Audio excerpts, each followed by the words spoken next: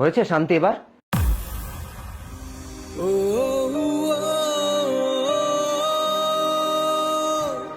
ডিভোর্সের জন্য অ্যাপ্লিকেশন তো করে দিয়েছি।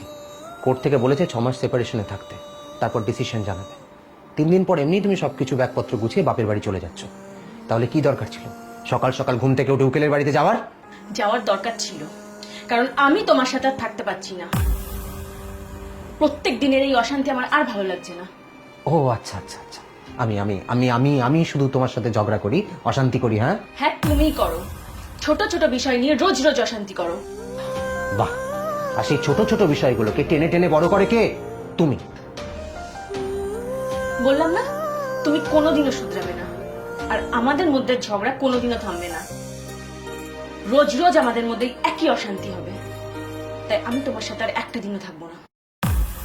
থাকার ইচ্ছেই যখন নেই, থাকতেই যখন চাও না, তখন আমার জীবনে এসেছিলে কেন? হ্যাঁ সেটাই তো এখন মনে হচ্ছে আমি ভুল করেছি। 3 বছর ধরে তোমার সাথে প্রেম করেছি, বাড়ির অমতে গিয়ে তোমাকে বিয়ে করেছি। তখন বুঝবো কি করে যে বিয়ের পর তুমি অন্য মেয়েদের সাথে ঘুরে বেড়াবে? পূজা, ওটাকে বিজনেস মিটিং বলে। আচ্ছা, মিটিং। থাক, কিসের মিটিং সেটা আমার খুব ভালো করে জানা আছে। আর মিটিং এর বাইরে তুমি কি কি করো সেটাও আমার খুব ভালো করে জানা আছে। পূজা, তোমাকে একটা কথা বলি, আমাদের মধ্যে কোনোদিন ঝগড়া মিটবে না, এটা সত্যি। কিন্তু এমন কিছু বলো না যেটাতে আমার চরিত্রে দাগ লাগে, বা আমিও তোমাকে এমন কিছু বলবো না যেটা তোমার চরিত্রে দাগ লাগে। তুমি থাকো তোমার চরিত্র আর দাগ নিয়ে, আর কিছুদিন পরে এমনি আমরা আলাদা হয়ে যাব। আর 3 দিন পর আমি এমনি বাড়ি থেকে চলে যাচ্ছি। তখন করো তুমি তোমার বিজনেস মিটিং।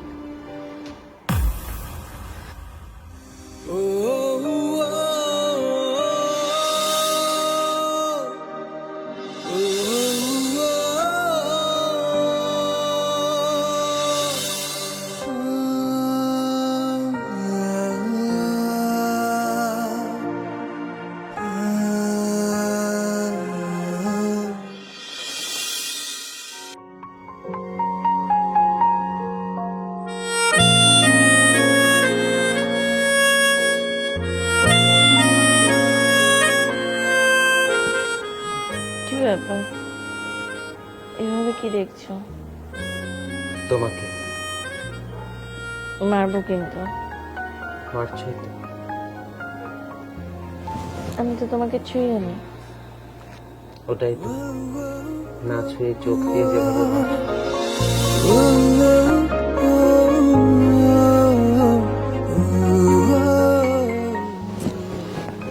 ঠিক আছে, তাহলে আমি তোমার দিকে তাকাবো। আরে কি হলো, ঘুরে গেলে কেন? তুমি তো বললে আমি নাকি তোমাকে মারছি। এরকম মার তো সব স্বামীরাই খেতে চায়। তাই বুঝি? সত্যি, ইচ্ছে করে সারাক্ষণ তোমার চোখের দিকে তাকিয়ে। থাক, আর বানিয়ে বানিয়ে মিথ্যা কথা বলতে হবে না। মিথ্যে নয়, সত্যি। আমার মনে হয় আমি যেন তোমার চোখে চোখ রেখে মরতে পারি।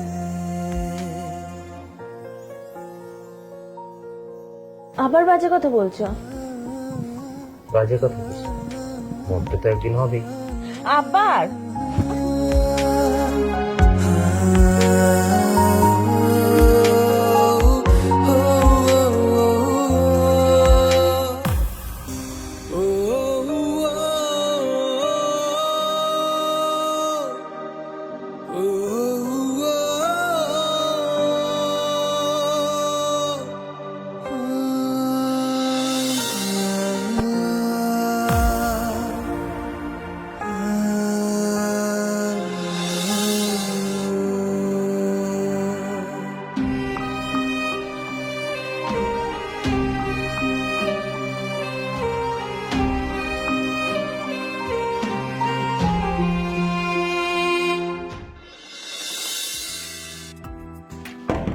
পূজা, এই পূজা।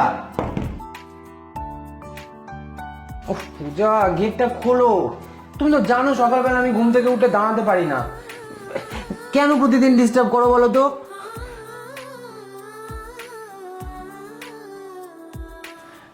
সত্যি একটু তাড়াতাড়ি করো না। পূজা, হ্যাঁ পূজা, এরকম কেন করছো, কেন দুষ্টুমি করছো? খোলো না প্লিজ, গেটটা খোলো প্লিজ।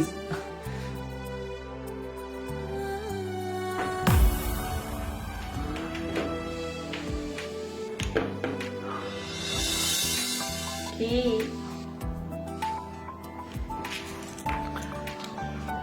তুমি জানো না সকালবেলা উঠে আমার অসুবিধা হয়, আমার তাড়াহুড়ো থাকে। তো আমি কি করব? আমি স্নান করছিলাম।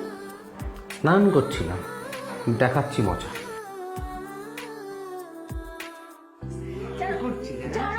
এবার আমি তোমাকে স্নান করাবো। আমি আমি আমি আমি সবে স্নান করেছি। না না না। না,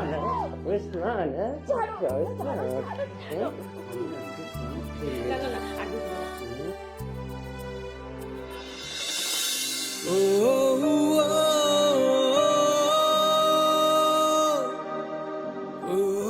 পূজা, এই পূজা,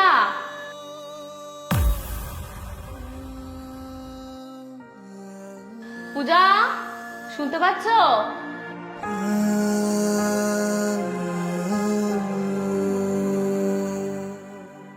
নিচের ফ্ল্যাটের বৌদি।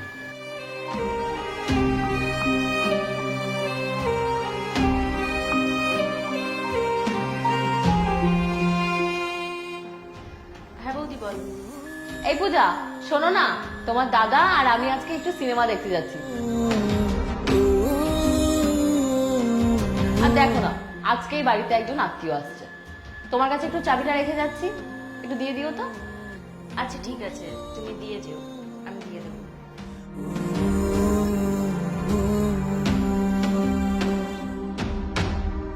তোমার মনে আছে আমরা লাস্ট কবে সিনেমা দেখতে গিয়েছিলাম?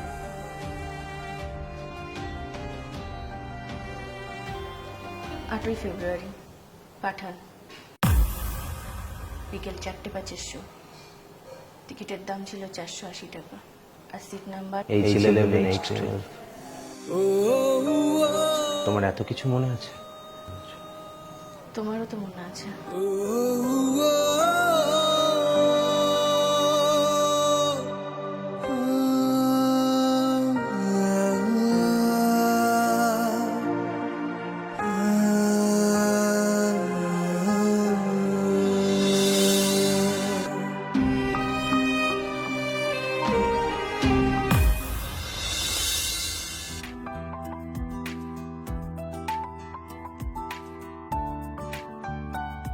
কি করছো? এই তো বড়ি মেলছি। সে তো দেখতেই পাচ্ছি, কিন্তু এভাবে ছাদে দাঁড়িয়ে রোদে পুড়লে আমার বউটা যে কালো হয়ে যাবে। হ্যাঁ, কেন? কালো হয়ে গেলে আমাকে আর ভালোবাসবে না বুঝি? তুই ভালোবাসবো, কিন্তু তা বলে ইচ্ছে করে রোদে পড়ার কি মানে?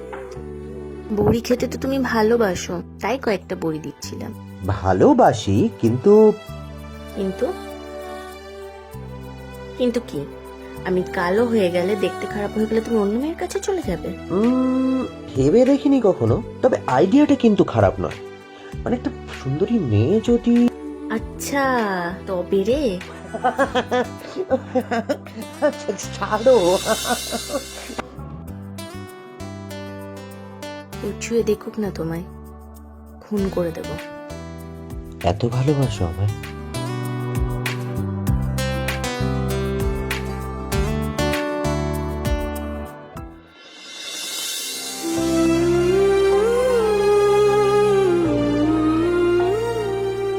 কি ভাবছো?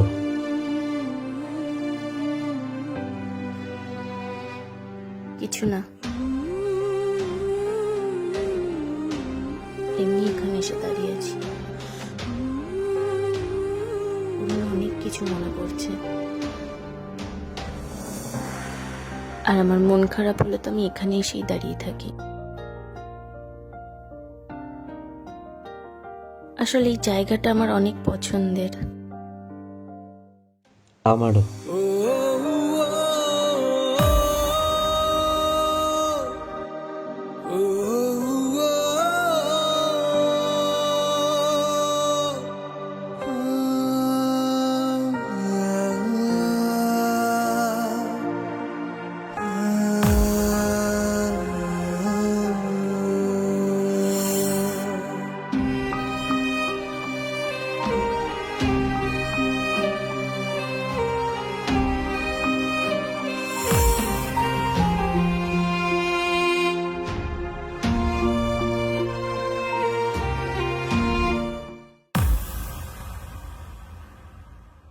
পূজা, হ্যাঁ, জামা কাপড়গুলো গুছিয়ে নিচ্ছি।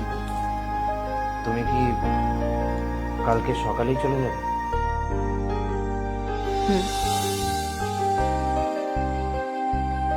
পূজা, তোমাকে আমার কিছু বলার আছে।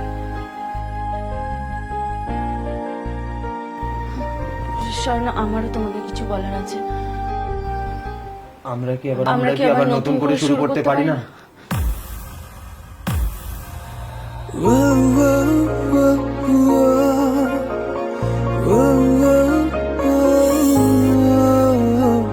কিন্তু তুমি তো সব থেকে বেশি এই ডিভোর্সের পক্ষে ছিলে পূজা। ছিলাম, কিন্তু যখনই পেছন ঘুরে দেখি তোমার সাথে কাটানো মুহূর্তগুলো আমার চোখের সামনে সব থেকে বেশি ভেসে ওঠে। আমারও পুরোনো সময়গুলো ফিরে পেতে ইচ্ছে করে। আমারও তোমার কাঁধে মাথা রেখে সিনেমা দেখতে ইচ্ছে করে। আমারও তোমার সাথে মাঝরাতে বাইকে করে ঘুরতে ভালো লাগে। আমারও তোমাকে আরো বেশি বেশি করে ভালোবাসতে ইচ্ছে করে। আমারও স্বর্ণ, নিজেদের মধ্যে যা হয়েছে সব বলে নতুন করে শুরু করতে চাই। আসলে আমরা একসাথে থাকতে থাকতে অনেক মান অভিমান ঝগড়াঝাটি করি বটেই, কিন্তু এগুলো সংসারের একটা নিয়ম। একসাথে থাকতে গেলে সংসারে ঠোকাঠুকি তো হবেই, কিন্তু ছেড়ে চলে যাওয়াটা তো কোনো সমাধান নয়। আমরা দুজন একসাথে থেকে সবটা মিটমাট করে নেব। কখনো তোমাকে ছেড়ে যাব না আমি।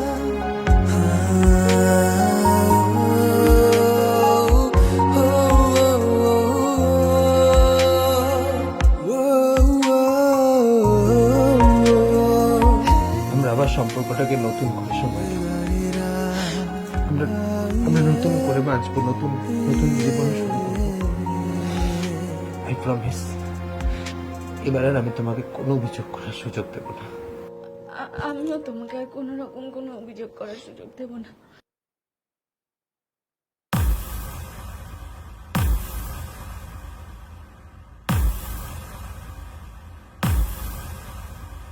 তুমি আবার ভেজা টাওয়াল রেখেছো খাটের উপর?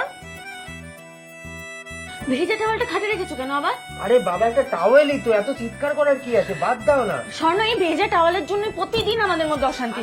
আরে বাবা, টাওয়াল ওখানে রাখার যদি জায়গা না হয়, এই ধর মাটিতে ফেলে দিলাম, কি করবে এবার? ঠিক আছে, টাওয়ালটা এখানে রাখলো। তুমি টাওয়ালটা ফেলে দিলে? আরে ফেলে দিলাম, ছাড়ো না, বাদ দাও না। টাওয়ালটা তুমি কেন ফেলে দিলে? ফেলে দিয়েছি তো কি হয়েছে? ছাড়ো, বাদ দাও না, কি হয়েছে? সামান্য টাওয়াল। জীবনে যখন খারাপ সময় আসে তখন পিছনে ফিরে ভালো মুহূর্তগুলো মনে করা উচিত। ঠিক আমরা যেমন করলাম। ছেড়ে যাওয়া সহজ, হেরে যাওয়া সহজ, কিন্তু টিকে থাকা কঠিন। আর টিকে থাকা, লড়ে যাওয়াটাই তো জীবন। ঝগড়া তো চলতেই থাকবে, কিন্তু নিজেদের মান অভিমান ঠিক উল্টে পিছনে ফেলে ভালোবেসে একে অপরকে আগলে রাখাটাই তো জীবন।